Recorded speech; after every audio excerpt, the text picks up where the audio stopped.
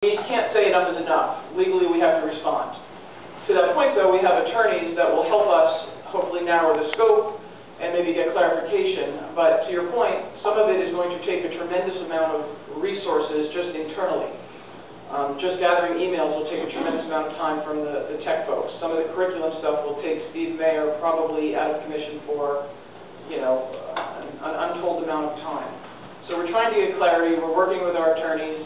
Some legal fees are covered by a retainer, and some things are not. If it becomes outside of the ordinary or the contractual agreement, that will come directly out of the operating budget. So any additional expenses outside of the attorney's fees that are on retainer will absolutely come out of the operating budget. And in addition to that, as I mentioned, the opportunity cost and the time and resources internally to go through the materials and the number of emails that they requested. They ask for many of the board emails, mine in particular, they're going to be bored out of their mind, they don't write too many of them, but they still have to be gone through. I can imagine, though, Dr. LaSousa writes hundreds and receives, hundreds in a given period of time, so it will be extensive.